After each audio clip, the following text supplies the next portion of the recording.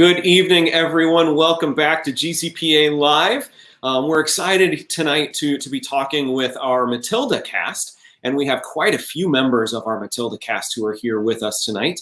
But before we get started, just like we mentioned last week, we're going to be highlighting one of our alums who's an entrepreneur, Marquise Powell, and his new business that is called Direct Black.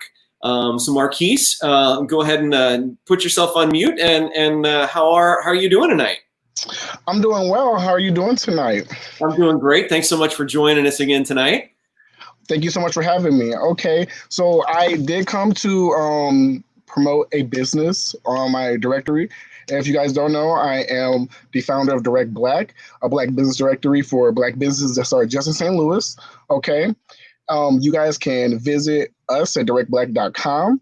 The business I'm going to highlight tonight is Aries Ice Cream Parlor and Cafe. Okay. Now, I picked this business because I feel like it was a really good fit for one of the first businesses that I highlight because just their story about like how they started up. So to tell you a little bit about their story, it is like a normal thing. A family's out eating and they're just talking about business ventures, right?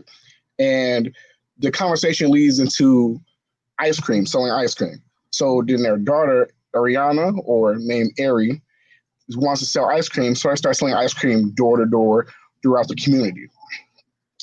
And as they were doing that for a while, on the father's route home from work one day, he saw a building and he said, that'll be perfect. So he ran it by his daughter and his wife, and he took some of his savings from his life and put it towards some of his life savings and put it towards purchasing that building. And that is when Aries Ice Cream Parlor and Cafe opened up in 2018 of August.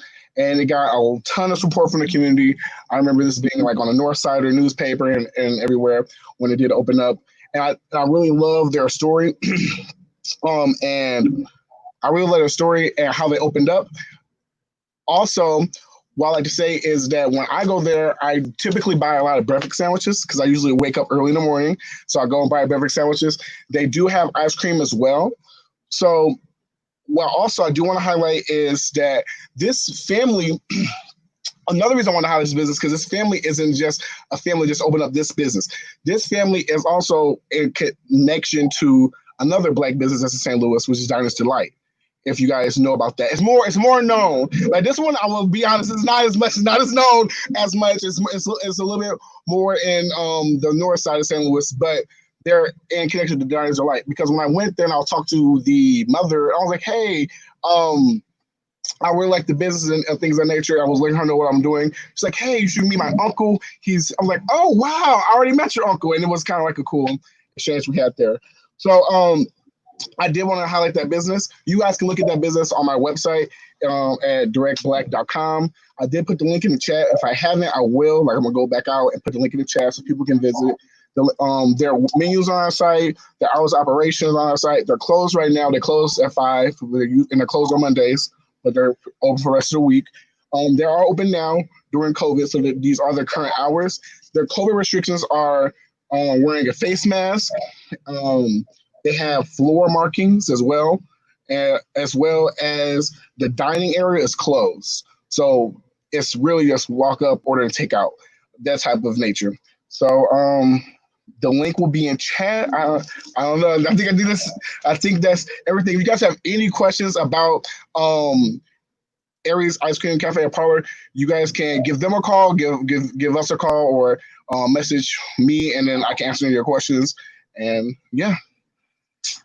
Excellent. Marquise, thank you so much. What's so great about the story that you just shared here in regards to Aries Ice Cream Parlor is just the idea that such great businesses start from some simple conversation. Right. We're sitting around talking about ice cream, and you know what? That would be a great idea, and just taking that and running with it. and it's, I mean, it's similar to, you know, how you started your business. It started with a conversation, and then you see it bloom, and now we are where we are, where you're up and going. Aries has been around for just about 2 years now. You said that, right, exactly. 2018. Yeah, I want to make sure, like, when my business, I want to highlight businesses that have been established for a little while at least. So they have been up for a while now. They have a ton of support, you know. So it's kind of, you know, cool to see them grow.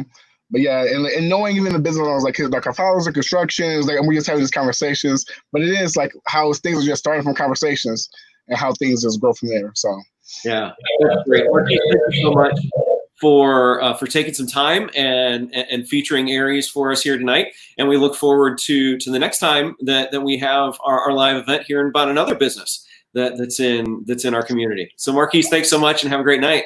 You as well. Thank you so much. You guys have a good night.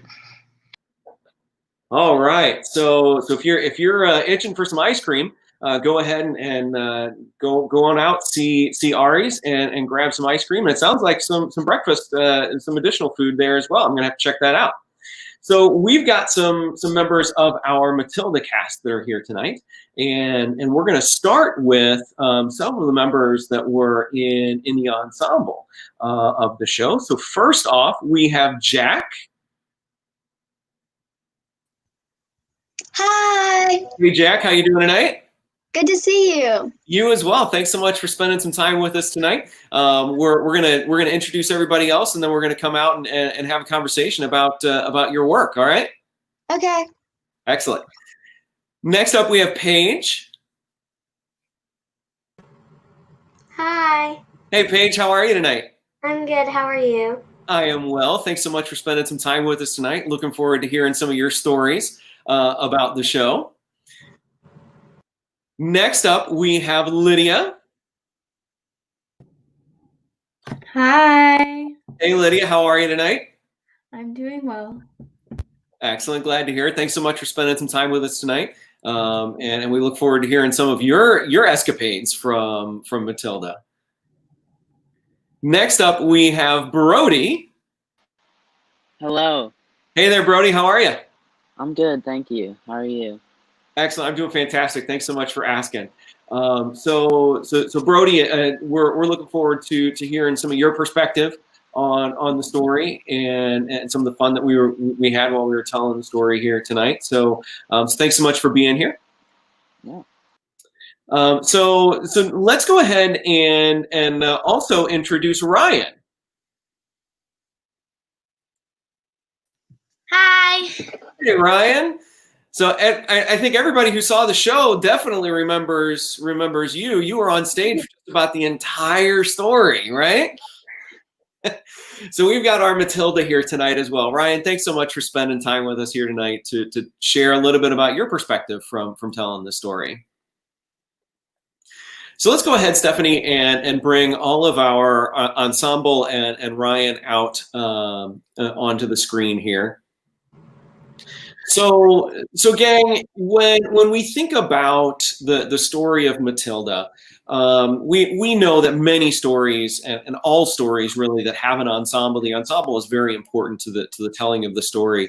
But for Matilda, it plays an almost different role in the fact that there's so many elements of the story that the ensemble is in that truly pushes the story forward.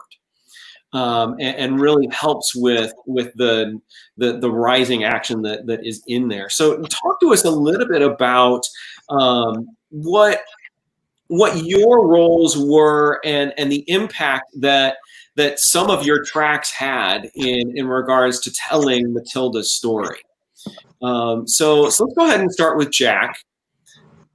So Jack, when you think about the pieces of the show that you were in, where do you see that impact that you had in the storytelling? So in Miracle, it was really fun to play these like bratty kids, and that really showed the audience what we were like. But then in Revolting Children, we really changed with our character, and we were revolting.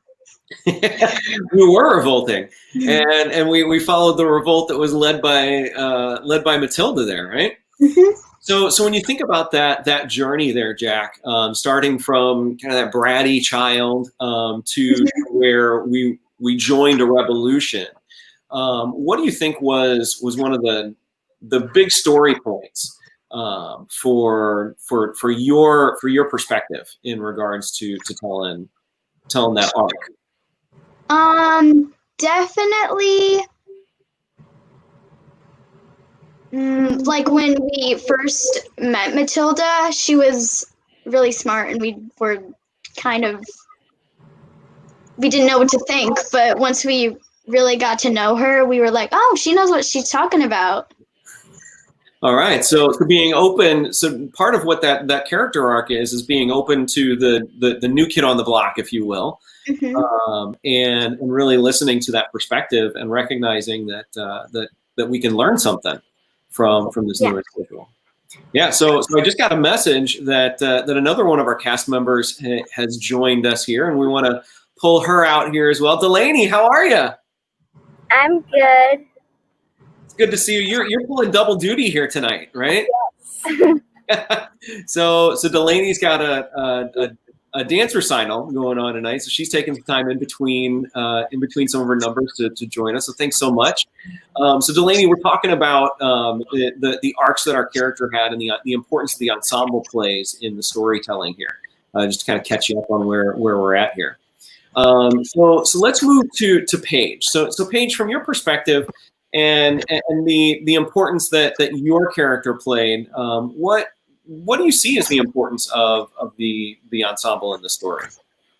Well, as Jack said, we really move a lot in like our personalities.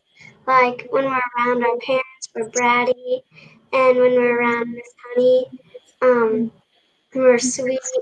And when we join the revolt, we're trying to make our point. But obviously, you can't have a school without school children and the people in the other grades teaching the kids like what school is about, because it's our first time ever being in a school before.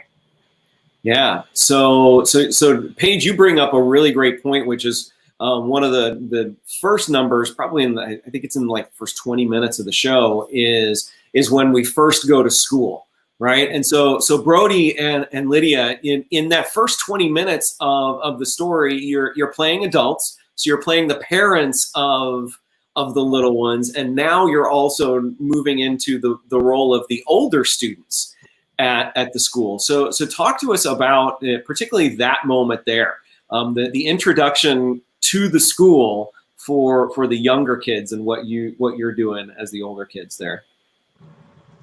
Well, for us, we were kind of like putting it for the older kids. We were trying to like set the tone like this, picking on the little kids, acting like older bullies, trying to scare them. So Lydia, what would you add? Well, obviously, like for kids, like when they're starting school, it's definitely a scary thing, and it's kind of just playing off of that, like how the big kids seem so scary, and then the big kids play into that, where like obviously the school is a scary place because it's Trunchbull, so it's kind of just adding on to that. Yeah. So taking what we know about the first day of school at a new school, and just fanning the flames of fear that was there. And then and this was also the scene where we built that alphabet wall downstage. So Delaney, talk to us a little bit about that piece of the choreography and building that alphabet wall.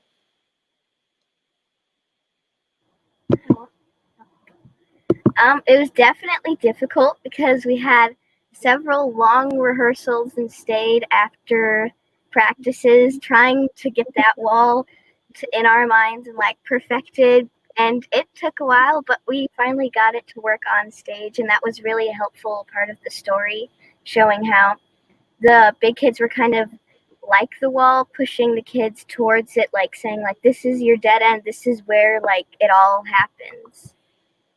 Yeah, and those blocks that created that wall in the beginning of the story were really important to the entirety of the story, because the way that Stephanie envisioned the use of those blocks, creating not only that alphabet wall, but the desks in the schoolroom.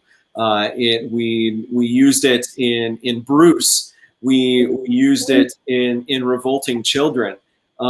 So talk to us a little bit about how the blocks themselves and the choreography around that aided in or created challenges for your characters and your track. So it was like, it's kind of hard to explain, but like the blocks were kind of like they were heavy, and we had to put felt on the bottom of them so that we could scoot them easier. And then when we were taking the wall apart, we had to have like one little kid and one older kid like working together to take it down and then scoot it all the way to the very back of the stage to make the desks in like 2 8 counts. And that was kind of hard, so because they were kind of heavy. Yeah, and it was very apparent early on that that there was going to be an additional element of endurance that was going to be needed for that. So Jack, when Delaney talks about the partnership that you had with a younger student and an older student in the school, how did that partnership work? From your perspective and having to collaborate with those older students? So the older kids were, well, in an older grade, but they kind of helped us because they were older. So they have. Can you come back to me? Sure. Absolutely. So as a matter of fact, let me go ahead and toss it over to Ryan here for a moment. So Ryan, your character was in Matilda. She really has a foot in both worlds, in that she deals a lot with the adults in the story, but she also deals a lot with the kids and the school children in the story. So what was it like straddling those two worlds and really finding that collaboration with everybody in the cast? It was definitely challenging because you kind of have to like figure out, okay, I'm supposed to like be like almost like a kid, but at the same time I have to act grown up, but like still being a kid at the same time almost. So it was hard to like find that balance in between both of those to make the perfect like character throughout your character. Yeah, and sometimes that can be a challenge, and particularly with the story that we had here with Matilda. One of the other things that was a little challenging in the telling of this story was not just the blocks and the movement of the blocks and the story itself, but we added some stunts into the production as well. So Paige, you understudied Amanda, and Amanda Thripp got thrown. And had a stunt there. So tell us a little bit about that stunt and learning that.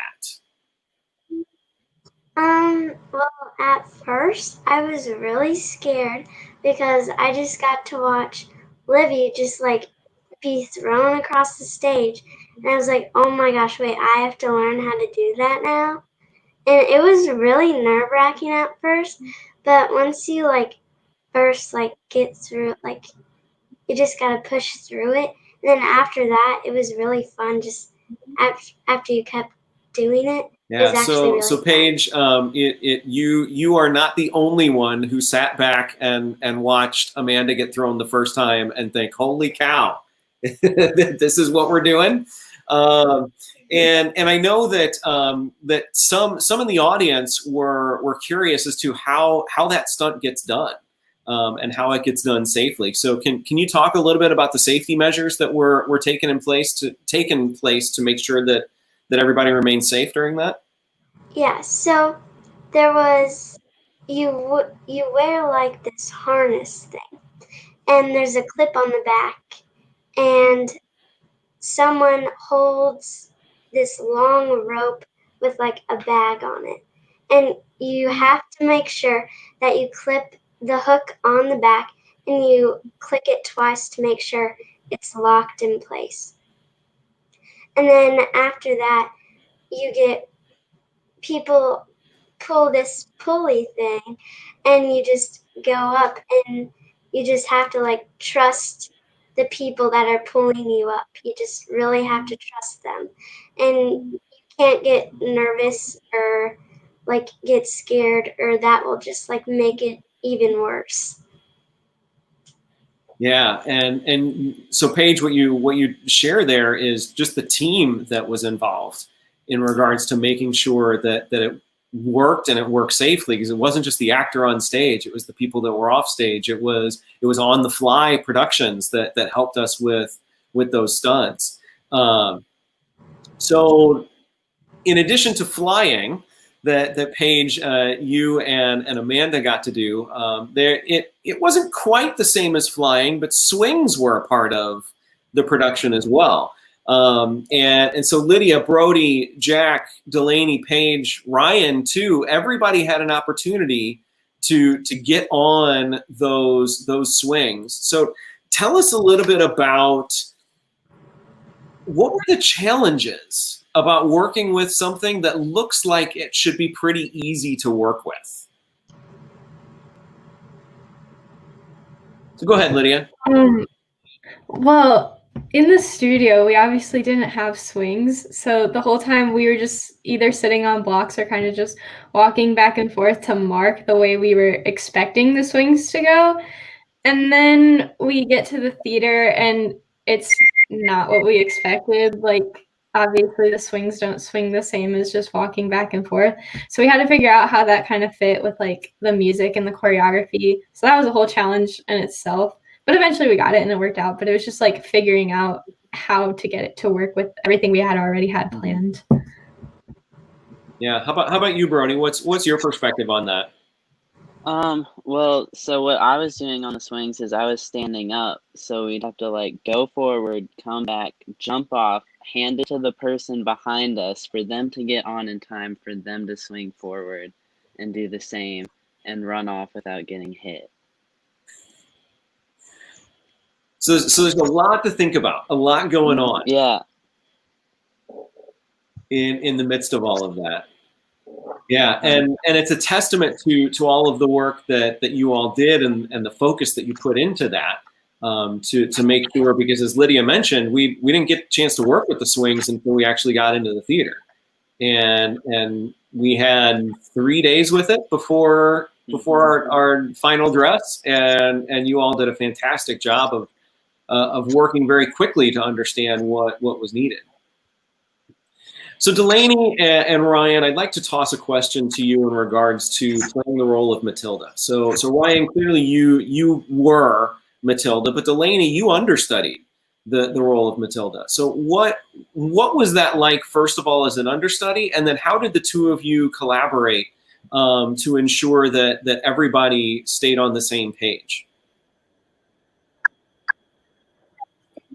I've never been an understudy or like had a huge role before like that, before, and I was just like, okay, this isn't happening, and I was like, there are so many lines to memorize, and I was like, I don't know how Ryan is doing this. So like in between rehearsals and during our little breaks, Ryan and I would sit in the hallway, and she would like we'd read over the script, and like I missed it. I went to some of her practices, but some of them I didn't go to, and so we would like go over the notes and make sure, and then we'd like take turns blocking out in the hallway, and it was really fun. Yeah. So Ryan, what was it like for you to be working so closely with your understudy on this project? It was very exhilarating and really fun. So, because I've never had an understudy before, so it was definitely something new. But then when I first met Delaney, I knew we were gonna be like really close, and we'll actually be able to like go over each other's lines with each other and help each other with blocking and things like that. So it was really fun, especially since Delaney is a great actress and she really like caught up on everything really quickly, whatever I told her. So yeah, it was really exciting and fun. Yeah, it was definitely a fun and an exhilarating production, and I'm sure that you all have memories, like specific things that stick out to you about the show or about the process that that really made meaningful impacts for you. So share with us some of your favorite moments from the entirety of the show.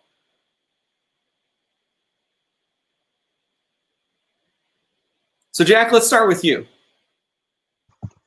So this was my first show with GCPA. So it was really fun meeting everybody and just getting to know them and getting the people that I'm going to work with. And Matilda was the main stage, so it was pretty much all ages that were doing this. So it was really fun to work with all of everybody. All right. So making some new friends and working with everybody is a fun little memory. There's 3 of you.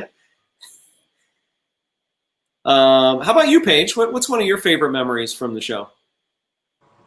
Well, flying obviously is number 1 on my list, but there are a few memories that I have in mind. One, after we were striking, and the wheelchair that Miss Wormwood she is in when Matilda is born, we had to take it downstairs to bring it back to the nurse's office, and so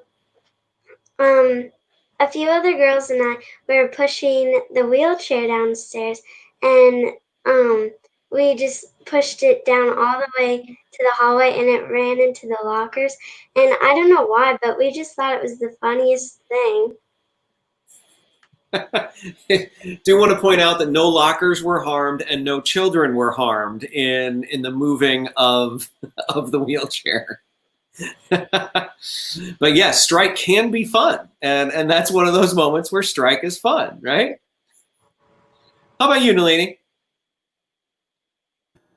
I have a lot of good memories, but I think one that stands out the most is on opening night, and we were like backstage, and we were all like just like jumping around because we were all like nervous and excited for the first time. We're like nervous and excited at the same time because we're like the first show. And then I just remember like the last show, we were all so tired, and everyone was just like crying, like bawling, and it was so sad. And then strike happened, and we were, I don't know, like it was like one of the carts where you like put stuff on it and then like use it to like move around, and we were all sitting on it like walking through the hallways, and like I think we were singing that Walgreen song that Spencer likes, and we were all like singing Naughty and like rolling down, and it was so much fun. I just remember that. Oh yes, the Walgreens song. Free shout out to Walgreens. Walgreens, we would love a donation for all of the publicity that we've provided for you. So Lydia, how about yourself? Well, I obviously have a lot of good memories from the show, but there's one very specific one. So there was like a lot of time where we were on stage or either in the wings. But one of my favorite numbers in the show is actually Telly, and we weren't even on stage for that. But it was because during tech, me and a few other cast members would go out to the house and watch Telly from the audience. And I think it was the last night of tech. It was either the last night or the second to last night. And we would always ask before we did this. We wouldn't just sit in the house. We would always ask. But we were sitting out in the house, and we all asked Dom to call on us, and he called on Sarah, which is fine. But he called on Sarah, and we were just having like a party in the audience, and it was such a good time, and it's just like a very vivid memory. Yeah. And clearly you're not salty about calling Sarah and not you. Never. Would never be salty about that.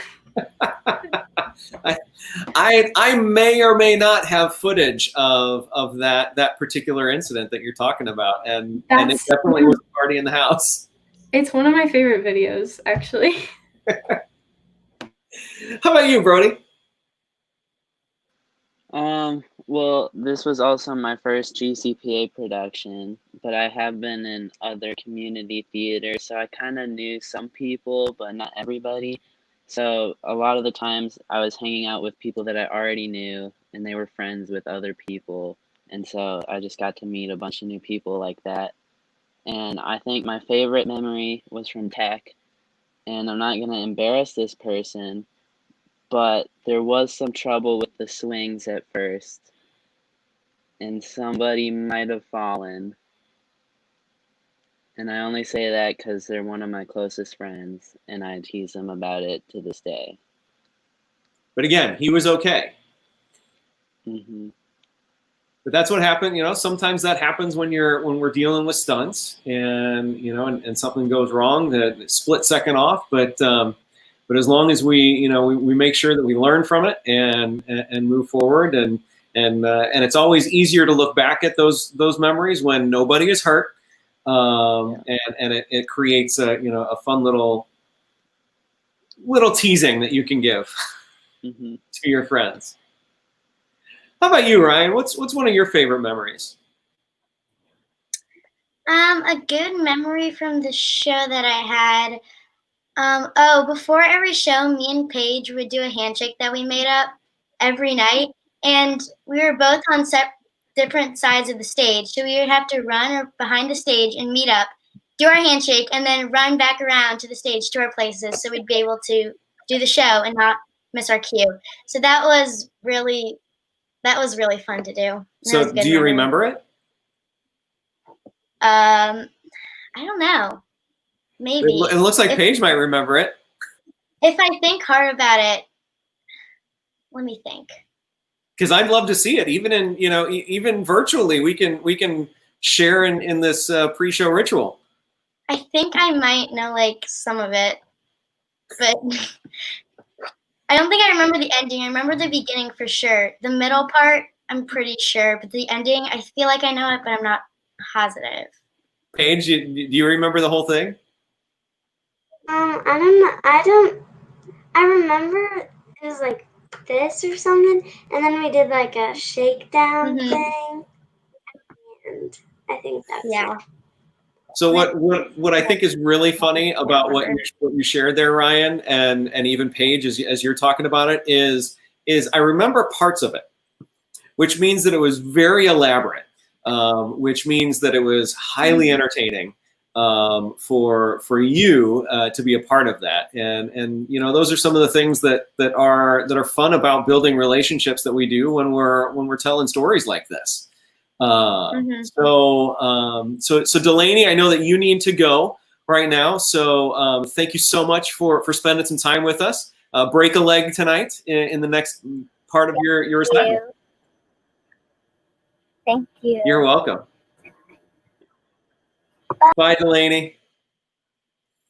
So everybody, before we bring on some of the next members of our cast, I do want to give you all an opportunity because while it's fun to get together and talk about the stories that we put on, there's a reason why you come to GCPA, and so if you don't mind, take a moment and share with everyone why you think that people should come and take classes or audition for shows at GCPA. And we'll start with Paige. Well, I think you should be a part of GCPA is because I have so much fun there every time I go. I've only been in 2 shows, but I can tell you I had the time of my life in each of them. And I think you should audition because you think it's scary, but it's really not once you get in there and you can feel the room and they want you to succeed. I don't know how many times I can tell you that because they want you to succeed. And it's just amazing every time I walk in the building and I have so much fun. Thanks, Paige. Jack. So GCPA is so much of a family, and it really gives an impact on, and it really you learn a lot from GCPA because this was my first production, so I learned a lot from this. And yeah. Thanks, Jack. Lydia. I mean, Jack kind of said it, but yeah, GCPA really is a family. Like, I've made friends at GCPA that I will have for the rest of my life. And it's just like amazing, like the community. I've never met like kinder people. It's just an amazing environment. So I love it. Thanks, Lydia. Brody. Yeah, I mean, just again, it really is a family. Like, you could walk in there one day and not know anybody and walk out and know like basically everybody there. Everybody's really friendly, and even though I don't live that close to GCPA, I still love going there for rehearsals and just spending all my time that I have. Yeah, thanks, Brody, and we really appreciate families like yours that you mentioned you don't live close to where our studios are in Webster, and but because you find the experience that you have there to be so worthwhile that you're willing to make that trek, and your parents are willing to make that trek to come in. So thanks to all the parents out there who drive the kids around, drive your young artists around to be a part of classes and shows, because clearly they really appreciate it. So Paige, Lydia, Jack, Brody, thank you so much for spending some time with us here tonight. And we look forward to seeing you again real soon, because I know that our fall classes will be starting up here before we know it. And have a wonderful evening. Thanks so much. And Ryan, we're going to keep you around here so that we can talk with the rest of your family on stage, as it were. So I know that we've got Jane here.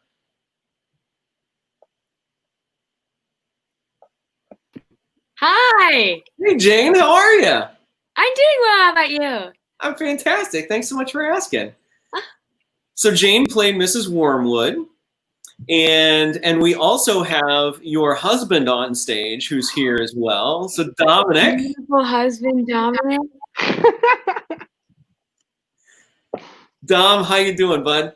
I'm doing good, thanks. Feeling good. Excellent. So we have 3/4 of the Wormwood family here with us tonight. Michael is off watching the telly, from what I understand. So Jane and Dom, the Wormwoods are larger than life characters. So how did you go about bringing this couple to life? Yeah, okay, I'll start. Well, something that I didn't really think about, I guess when I started, I really enjoyed the character of Mrs. Wormwood, but I had kind of like a base level appreciation of it because I've never really played a type of character like that, even though I really enjoy it. And so you actually, like, the way that you guys, and especially you, Paul, like took me down into like breaking down the layers of such a weirdo character and such a weird family. I mean, you have to think these people are well, yes, that describes it all. These people are insane larger than life, and the way that you guys taught me to like not only make it part of a family and not only think of it as the funny character role, you really like taught me how to I don't even know how to explain it, but it's just I understood the character on like a deeper level. Yeah, Dom. I feel like for me, I took a lot of things that I do personally. Now, aside from all, that was great. Aside from all the yelling at Matilda and calling her a horrible child, I took a lot of things about me personally and just personified them a lot. So, like, watching TV turned into constantly watching and worshiping the TV, being a kind of like airhead guy turned into not knowing anything. And I just took a lot of some of the stuff that I have or I do personally and just personified them. And it really made me think like, wow, like if I didn't go to school or I didn't come to GCPA, I might be this guy. So I'm happy that I'm not, and that's a good thing. It was also really weird to yell at Ryan 24/7 because I constantly felt bad for it. And I know she was like, it's okay because I'm a character, but like every time, like I cried on the inside. I felt awful, but that's okay. So Ryan, what was it like for you in, because Dom, talks here about, from the actor's perspective to the character's perspective, and just that dichotomy of like, we're good human beings, but we're yelling at each other on stage and we're being super rude. So what was that like for you? And after you share that, we've got a couple of other guests here that we're going to bring in.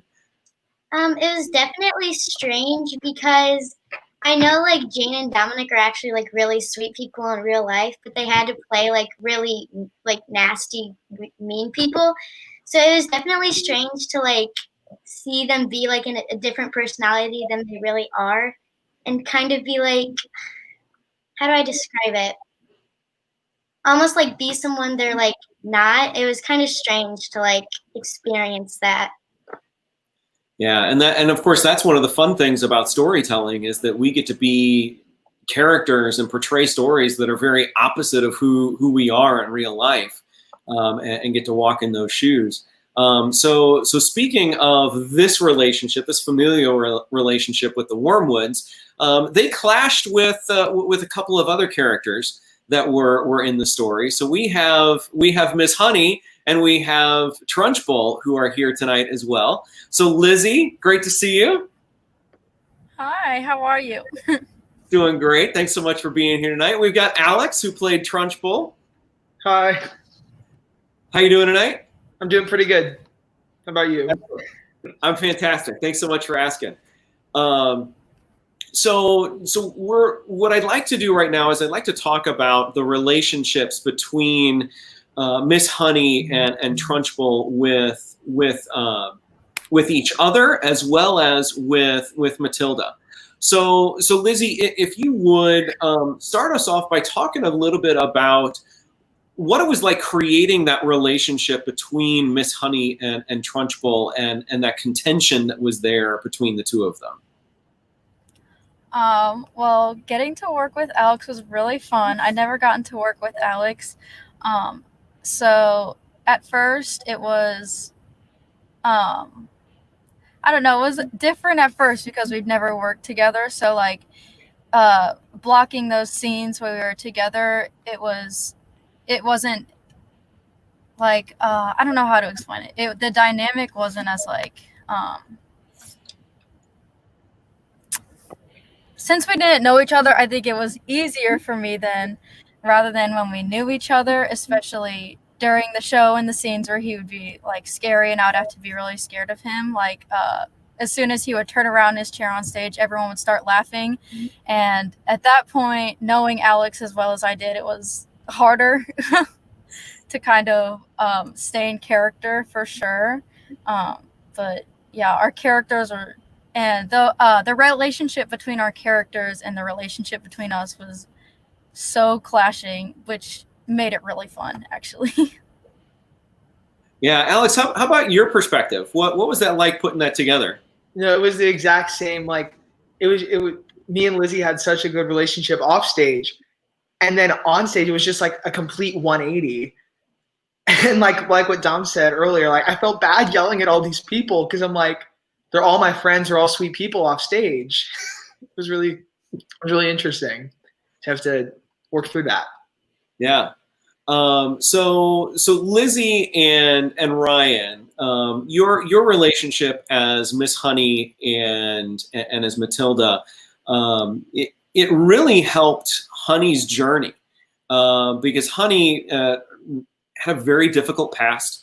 Once she met Matilda, things started to change because of that relationship.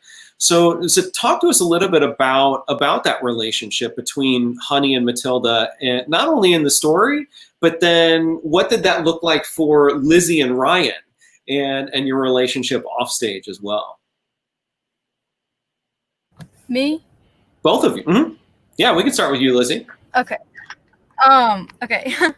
I really, really loved working with Ryan, and it's interesting because in the show, through their storyline, Miss Honey gains a lot of courage and confidence from spending time with Matilda and getting to know her, which it was kind of the same thing in real life because Miss Honey was the first like lead role, like big role I'd ever played, and I was like looking at all the stuff she had to do. I was like, she has to speak Russian. She has like twice as many lines as me. So in a way, that also encouraged me because I was like, if she can do it, I can do it. And like that was just kind of an interesting like dynamic between our roles.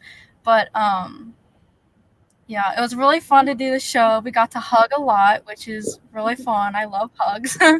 And off stage, yeah, I did really want to get to know Ryan, and I even got her like an opening night gift. I think a necklace, and I think it had like a teacup and a book, which is perfect because there's a scene where we were drinking the tea and the books. So I was really, really excited about that. How about you, Ryan? Like Lizzie said, it was really fun working with her because we just like, how do I explain it?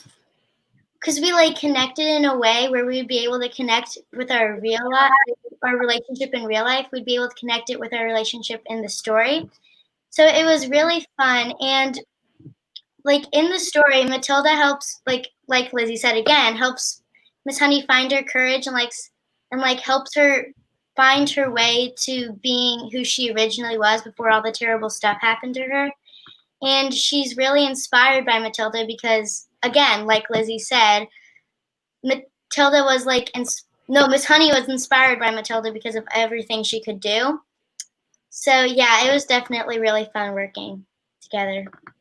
Yeah, and it was very apparent the working relationship that you had, and the care that you had for one another off stage that translated in the growth of your story on stage between Honey and Matilda. Now, on the exact opposite end of that spectrum, we've got Trunchbull and Matilda who have a love-hate relationship, as in they love to hate one another. So talk to us a little bit about creating that dichotomy and the polar opposite forces that come clashing together as a part of this story. Go ahead, Alex. Well, I was going to say, I feel like for Trunchbull, it's so crazy for this to happen because after so many years of teaching, she's just used to getting her way. And then Matilda shows up and she has like a competitor at this point almost. And she has to become smarter and learn how to deal with Matilda, I guess.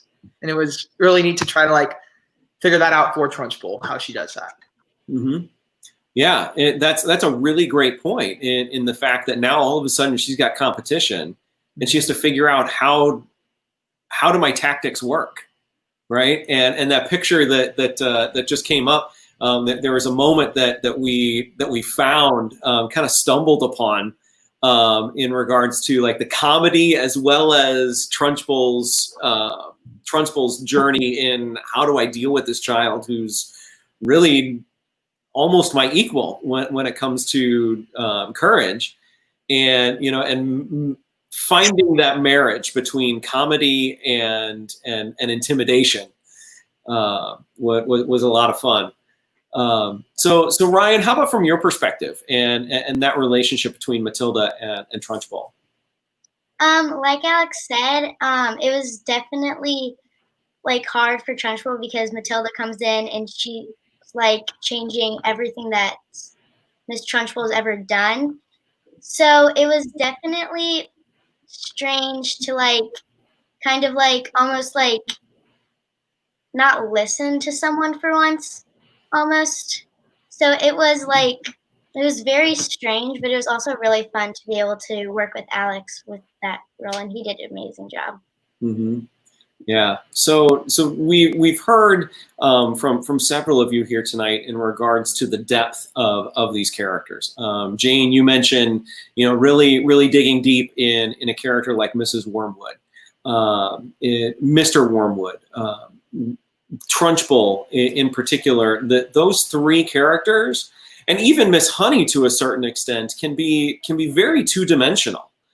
So talk to us a little bit about how you went about your own process as we went through in order to continue to dig in and find the additional layers that were there for these characters, as opposed to kind of taking an easier way out by keeping them as two-dimensional. So Jane, let's go ahead and start with you. Yeah, I remember starting out, like I always like to keep like a graph in my head of, okay, what is my relationship with every single person that's on stage? And so I was thinking about Honey and Trunchbull, and I was like, oh, maybe, you know, trying to even like create a backstory. But then I sat and thought about it, and I was like, she doesn't care about them. All she cares about is the biannual international amateur salsa competition. So like you have to, I forgot it for a second. I think like I was trying to like almost, you know, make up for like the lack of thank you, depth that I thought Miss Wormwood had, but really she's just such a weirdo and a dummy, but like she has this total, you know, so much ego and is so full of herself. And sometimes I had to find that by like reversing my mind, like, oh, you don't even care about these people. You have no relationship with them at all. They are nothing to you because you just want to win. Absolutely. And can I take a moment and talk about how cute it is that the Wormwoods are both wearing yellow tonight? Just wanted to point that out. It is pretty fantastic. So Dom, how about yourself and your process in really finding that depth of Mr. Wormwood? Well, it was kind of hard, at least at the beginning for me, because, you know, we started my scenes and I was doing the same thing every scene, just a little bit different. Because, you know, I love the telly and I love yelling at my daughter, and that's my level. But like as we went on and as I was integrated into scenes and we were running them, and as more characters were put in, and then the music, and then this, and that, everything coming together really helped me realize where I fit in and helped me realize like, oh, this is how I feel at this moment, and why does he feel like that? And then once I got to start thinking about that, it really showed like, I don't want to say like, it really showed the depth of my character kinda, which is he's still like just a guy who loves the television and loves to yell at his daughter and is really dull, like very stupid, not to be rude. But at the same time, like he had other stuff going on, and it was cool to, as the character, explore that and see like what I could do with that and how I could use that in my acting. So Lizzie, when we think about Honey, even she has a trap in that she could be played very two-dimensionally in the very mousy, submissive character. But your telling of Honey's story was anything but two-dimensional and dismissive. And so talk to us about your process in that arc that Honey has. Yeah, so very first, like right away when I found out that I was going to be playing Miss Honey, I started thinking about it, and I've heard so much about not falling into the trap of a song or a role or anything, so I was like, how can I not do that? So the first thing I kind of did to be able to reach like other parts of the characters, the other parts of the character was really connecting the character to myself in different ways, and people that I'm close to in different ways.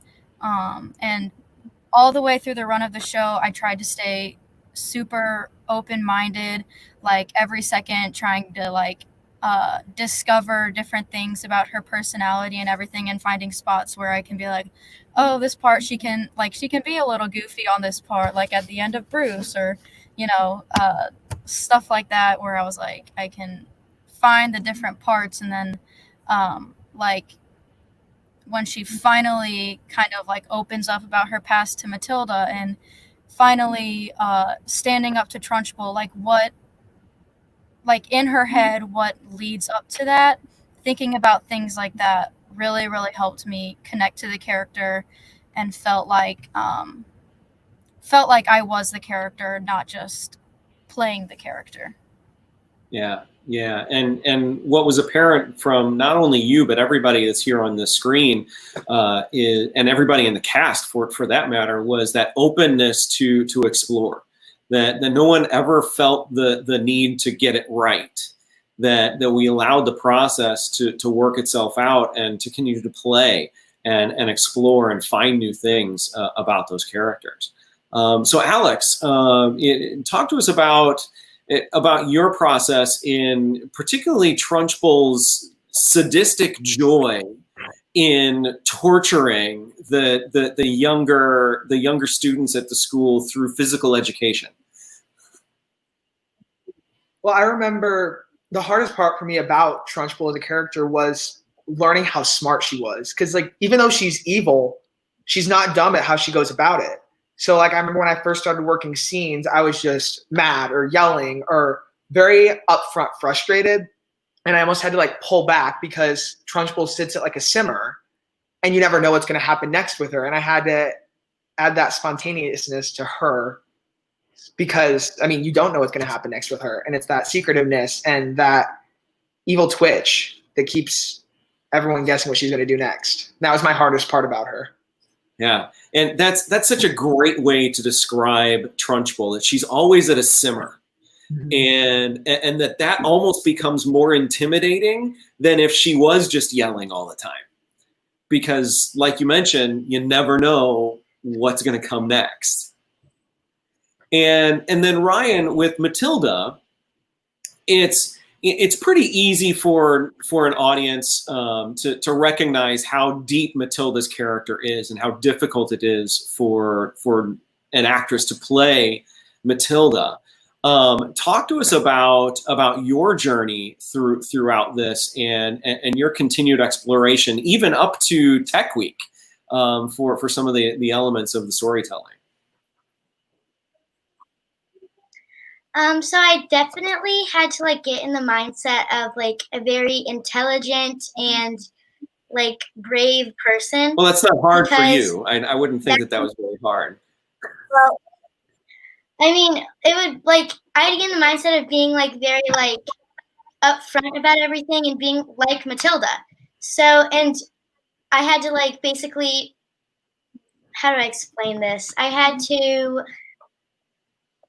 get in the mindset of Matilda to portray Matilda and to be exactly like who she is. Because Matilda is a very thoughtful person, and she's not strange like all the other kids think she is because she's so smart. She's very thoughtful and intelligent.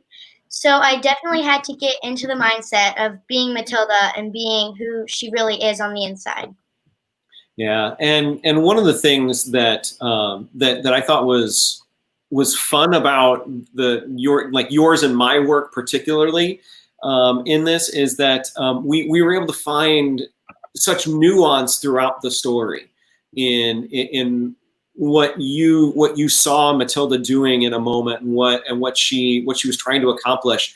And you and I both we went down a path, particularly with Naughty, where we both of us as artists, we were kind of trying to figure out, where does this really sit?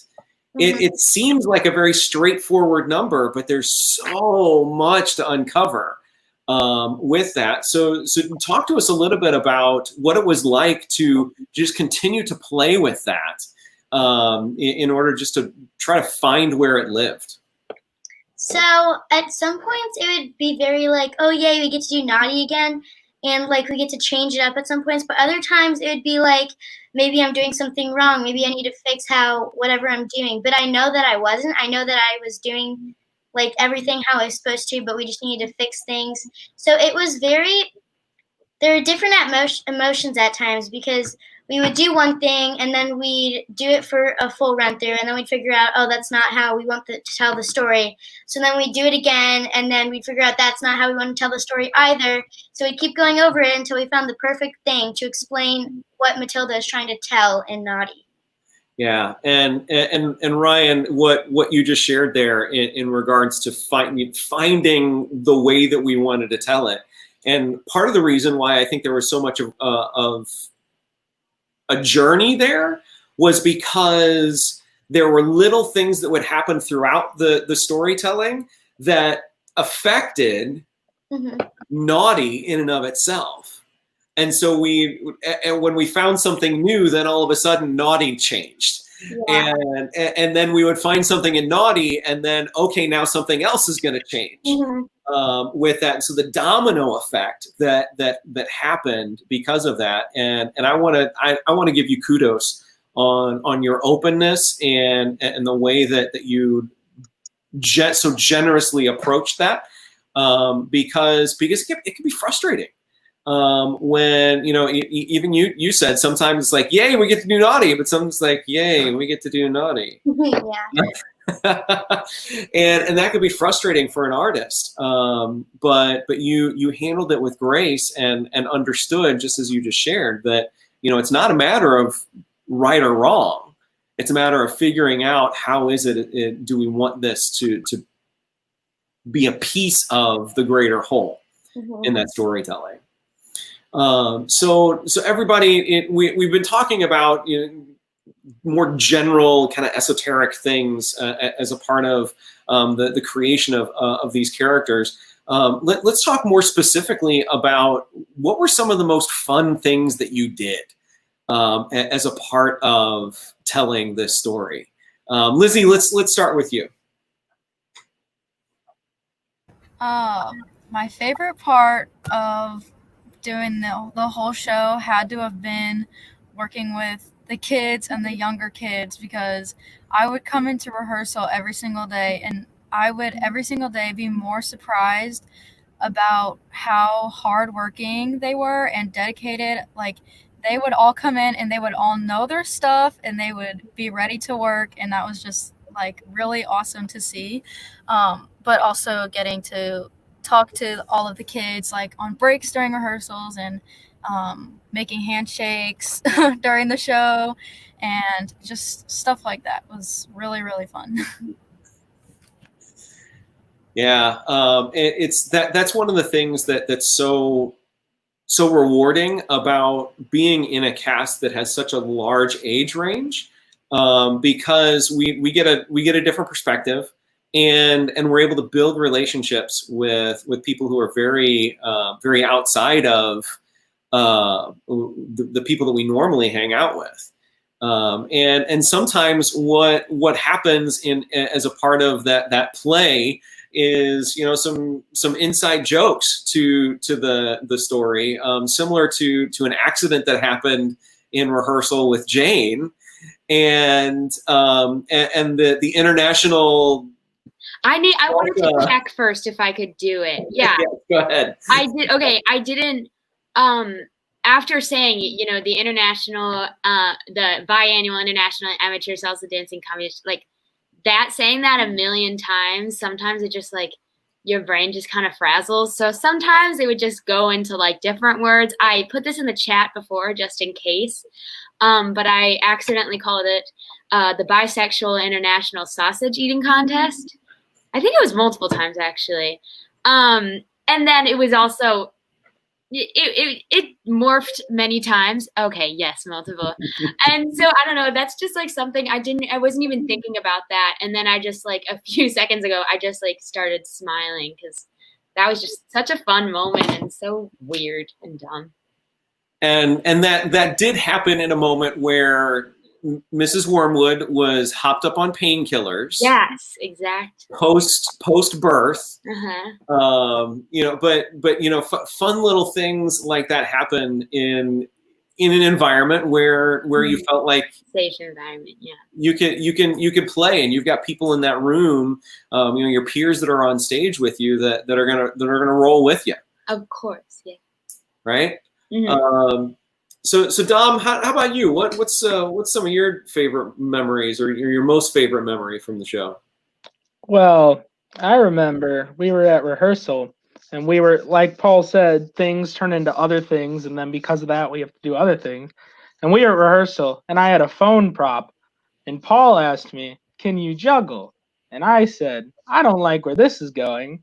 No, I can't juggle." He's like, "Well, what I want you to do is toss the phone in the air, do a full circle, and catch it in your hands like you're about to call someone." I'm like, "Oh yeah, it's easy. I can just easily do it. First try." Wrong. It was hard, especially because I wear glasses. I just refuse to wear them on stage. I don't know why, but I'm nearsighted in this eye and farsighted in this one. So it was fun. But like every day, like a week before Tech Week, up through Tech Week, I would go into my backyard and just toss my phone in the air, look at it, catch it, toss it, don't look at it, catch it, then do the circle. And I had a whole pattern planned out. And I think the neighbors just saw the phone going over the fence and just up and back down. So that was fun. I learned how to do it, and I didn't drop it during the show, which means it worked out. But boy, was it hard. But it was great. Yeah. You accepted that challenge like a champ, bud. That was and I don't know whether you remember, but you remember the celebration in the room when you got it the first time? Yeah. Oh yeah, of course. Of course. It was best moment of my life so far. Pretty definitely, 100%. Because I like the first few run-throughs we did, I couldn't catch it at all, and I just thought, well, I'm not going to be able to catch this because I have the hand-eye coordination of an 80-year-old old woman, and like I don't know what I'm going to do with that, but I ended up catching it, so that's okay. So Alex, how about you? What's one of your favorite memories from the show? I have so many. Obviously flying. Flying was insane. But especially the kids, like just how they worked and how well they did. It was just very impressive, like Lizzie said. I remember every night sitting off stage and watching Revolting Children and watching the school song and praying that the blocks would make it up in time. And it was just so interesting to watch everything happen. And then flying, of course, was terrifying at first.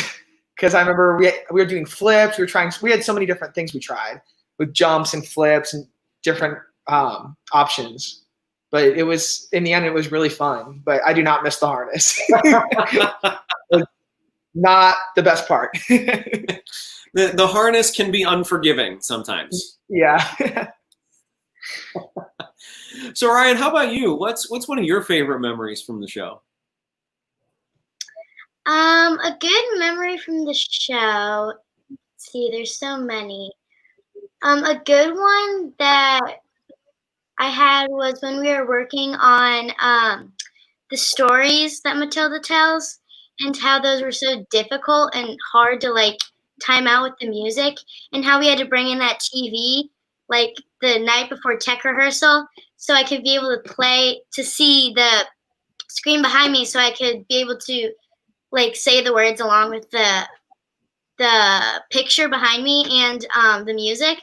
So that was definitely kind of strange to watch, basically be watching TV while doing a show, but it was also really fun, and like that's one of a good memory that I have.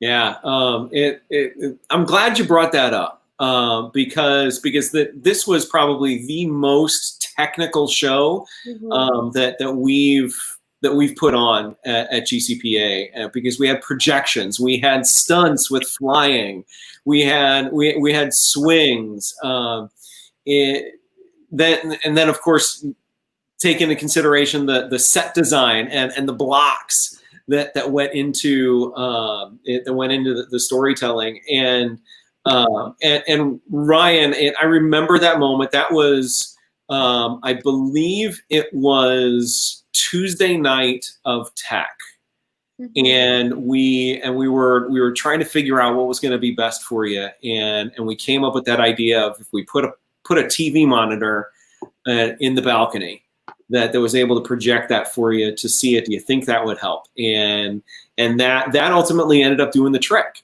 And the thing is that before that you were doing a great job.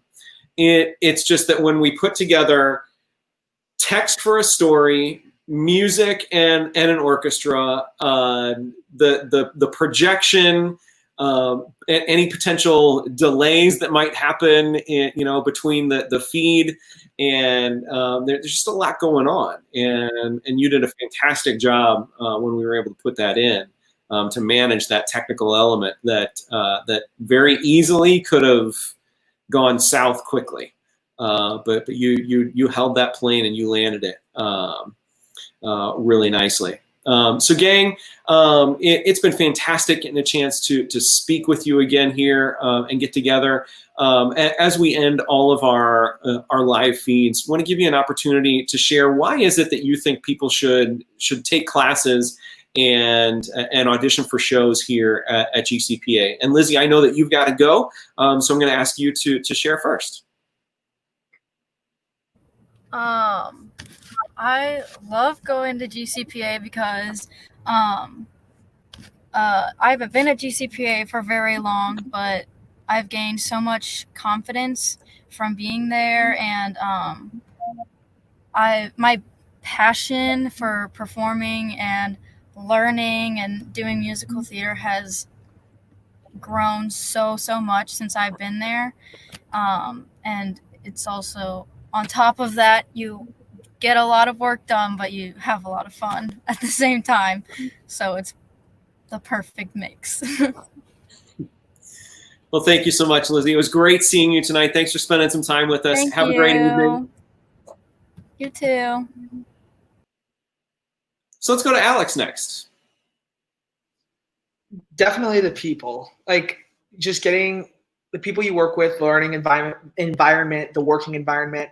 I don't think I would have had the confidence to be able to play a woman anywhere else but here. Just the people I was working with, it's just great camaraderie and a great learning area.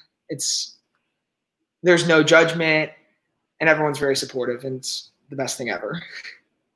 All right. Thanks, Alex. Jane. I mean, once again, of course, community. And I just think it's so important how much, like, people, I don't know, you just take in consideration every single person in the cast.